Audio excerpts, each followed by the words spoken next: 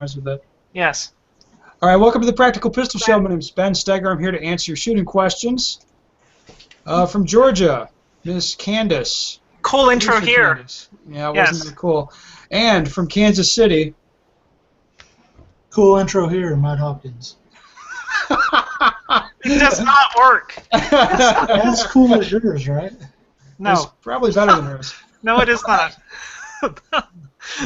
All right, today's discussion topic is Matt Hopkins is mad about stuff. And we wanted to come on the show to talk about a couple things that piss him off. So I think this will be good fun, and both of these topics are good fodder for a conversation, I think. So the first thing, Matt, is, hey, if I had just a couple stages back, I'd have done pretty good at that match. That's pretty good. But what about the other dude that got a couple back and was a So what makes you mad specifically is some guy being like, yeah, if I just could reshoot stage 3, I'd have won that match or something. Does that make Doesn't make any sense, because if the other dude could have reshot a stage, he would have been even farther ahead of you. Well, why does this make you so angry? People talking like this. You know, it's probably a self-esteem thing for him, but I don't get it. Like, yeah, I probably did it too when I was younger, I guess. When I was younger. Aren't you like 24 or something? Yeah, I'm 24 right now. No, it just doesn't make sense. I guess the people don't understand that. You know, if other people could reshoot like we had mulligans in this, the scores would be totally different again. Yeah, like, it's just not you reshooting, it would be everybody reshooting, and it would change the scores equally, pretty much. Yeah, it makes me a little bit confused that people would want to look at a match, like how they did at a match, and then exclude a few mistakes that they made and be like, well, so as long as I don't fuck up, I'm pretty good. And if I'd have shot perfect, I'd have won the match. And it's kind of like, yeah? I mean, they don't say it that way. I'm being an asshole about it, but I mean, that's kind of the thinking, Matt.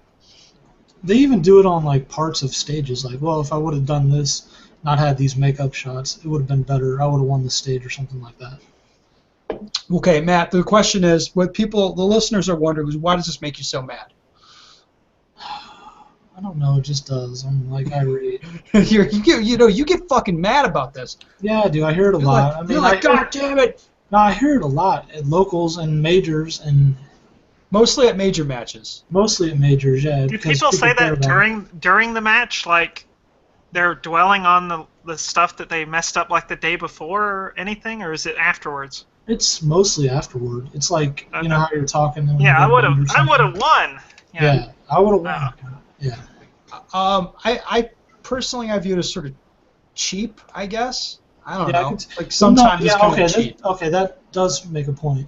Like, it takes away from the dude that actually won. That's what it kind of gets to me at. Like, they're taking it away as, well, he didn't deserve. Yeah, he didn't deserve it. Like, I should have won it because of this thing. You know. Yeah. That's what it kind of gets at. Yeah, that's a classic. That's a classic self-defense mechanism. Well, and I mean, one thing I'll say is there's plenty of guys, especially at the super squad level, there's plenty of guys that can shoot really, really well as soon as the pressure's off. So as soon as you've had a couple big fuck-ups, it's a lot easier to do well in a match, right? The pressure's off once you fucking blow the match. Once you're not in it anymore, you just go and shoot. It doesn't matter, right? It changes things. Yeah. It kind of changes your thinking. Matt, you're not as angry as I hoped you'd be. He's angry on the inside. Yeah. Karate Man throws on the inside. He's just Karate Man. All right, Matt. You're also angry. Man. You're also angry about production optics. So apparently, in the last what, 48 hours, we've got some new proposals from the board. Among them is sort of resurrecting production optics in some other form. Well, I'm mad about the stupid production optics guys claiming this is a victory, when the board has specifically said that they're not going to do production optics. It's going to be anything but that. So they need to get that out of their head and stop talking about it. How many? There's like 6 dudes that want production optics. Right? They still bring it up every chance they get. It's like, we need production optics. And if somebody is voting on if a president for the USPSA election is for or against production optics, they need to fucking throw their vote in the trash. Oh wait, I would vote against somebody who's for production optics. No, but some people have said that if they're not for it, they're not going to vote for them. I'm good with that. That's fair. Huh? Yeah, like if you're a single issue voter for USPSA, the Oh, one yeah, thing yeah. swinging your vote is production optics. Oh my God. Yeah. Yeah. What else has the board said? We discussed it with Mink earlier.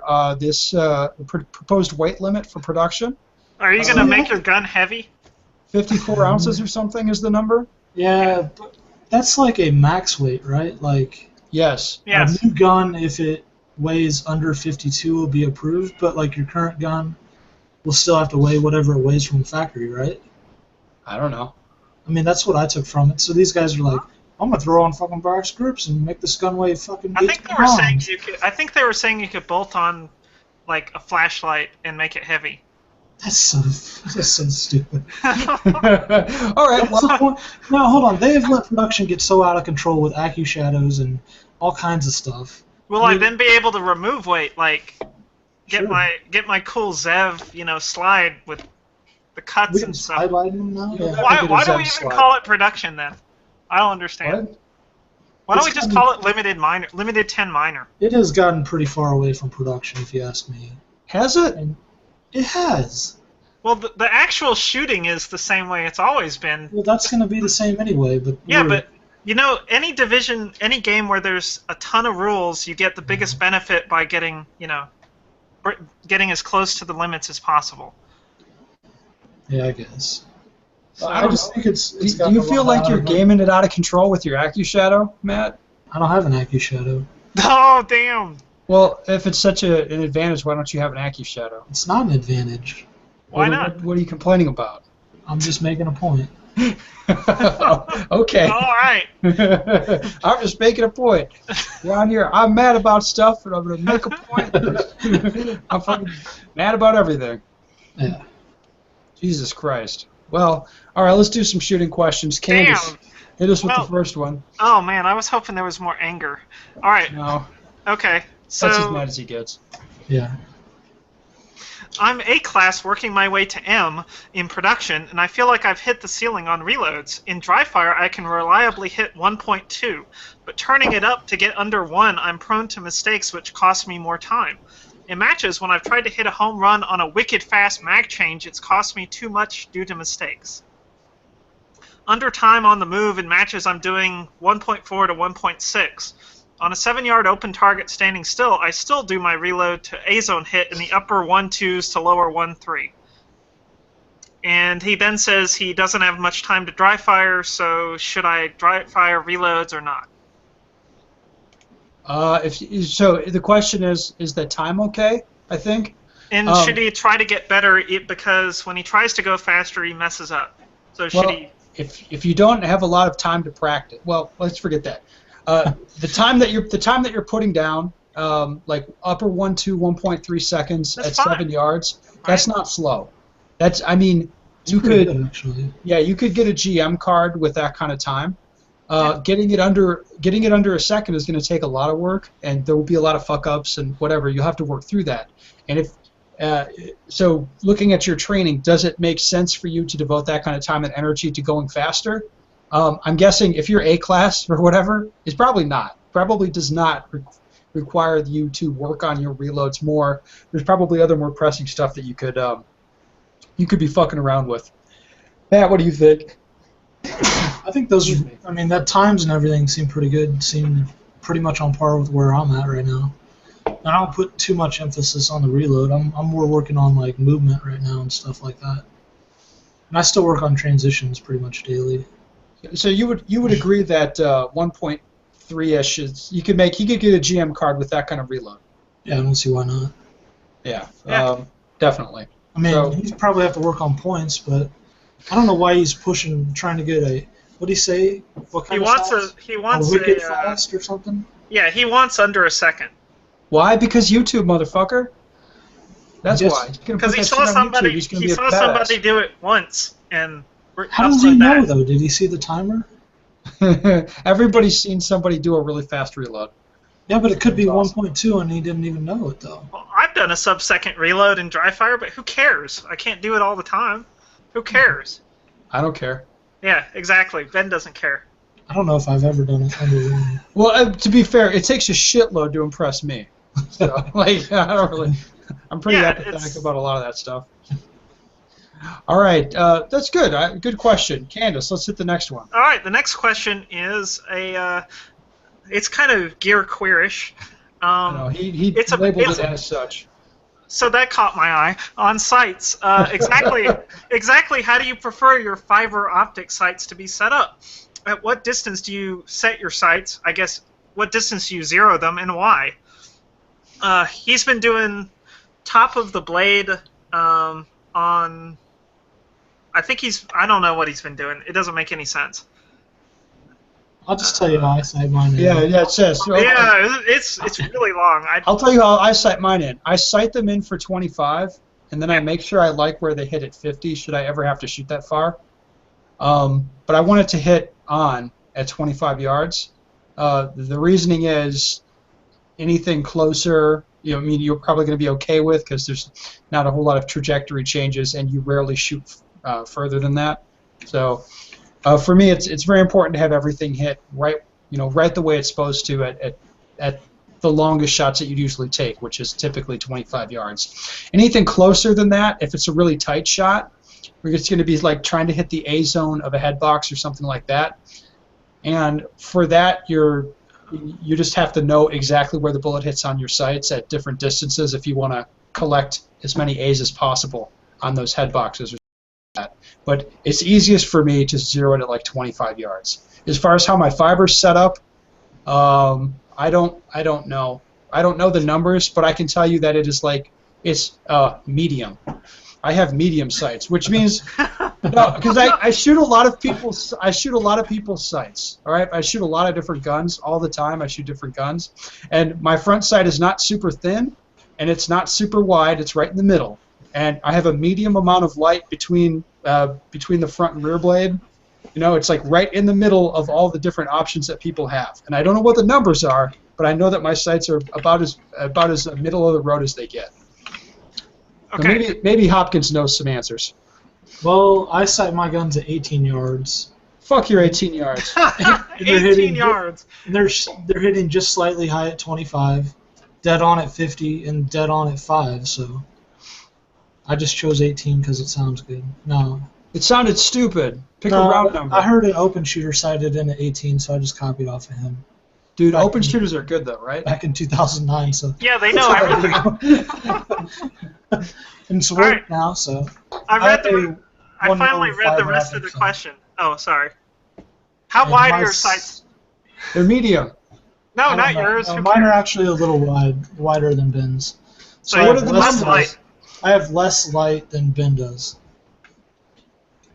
Well, what are the numbers then? Well, I don't know. I know my Nobody numbers. fucking I knows. use a computer from mine. CZ Custom and a Czech Republic fiber optic sight. This is a terrible podcast. You know, this is great. The gear. This is great, Candice. I'll tell you why this is great. Because dude's always like, tell us all about your sights. And the answer from Matt and I is like, I don't really specifically know, and nor do I care. All right? All right. I read more of his question, so I know what he's talking about. He wants to know, do you put the big blob of green on the target where you want it to hit, or do you aim at the top of the sights? No, I don't. You can use the green. That's fine to use the green blob at close or medium range. Because he's finding that he kind of lollipops the sight at long range, which is a problem. That he puts the dot on top of the. That's not an uncommon thing to do. But you want to set your gun up to hit a really specific point. And the problem with zeroing the gun for the fiber, I actually used to shoot this way. My first nationals, I shot a Beretta with 3-dot sights. How the hell did you do it for the dot? How the hell did you manage to get any good? Well, because I learned to use the gear that I had. That was which. Unacceptable. Helped me grow as a person, and it helped me understand really why it's better to set up your sights to be like more conventional. So I used to use 3-dot sights with the gun zeroed for the center of the dot. which worked fine. It worked really well on close, medium-range targets, even long-range, like 30-yard cardboard targets. It was okay. But at a certain point, you get to where your sight's covering up the thing that you're trying to hit. So that's like long plates or tight parcels, something like that. And that's when you're fucked, because it's really tough to know what you're aimed at in a hurry if you zero for the center of that dot. So if you zero your gun for the center of the fiber dot, I mean, I get what this guy's thinking is that he's going to kind of get it, he's going to solve that problem, but he's going to create other problems too.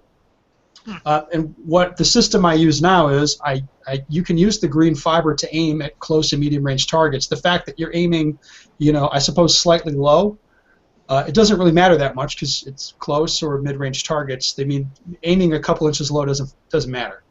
But then once you're aiming at something little or far away, or both, you just have your sighted in for the top of the post, so that way you can see the thing that you're aiming at really well, and you just put the top of the post in the center of that thing. You've got good visibility, and it's really quick and easy to aim. You just the problem is he's trying to solve a sight discipline issue with gear, and it's not going to work that way. He's going to have to develop the discipline to switch between going like target focused and just putting the green fiber dot in the center of the stuff, and then using the top of the post and aiming really precisely.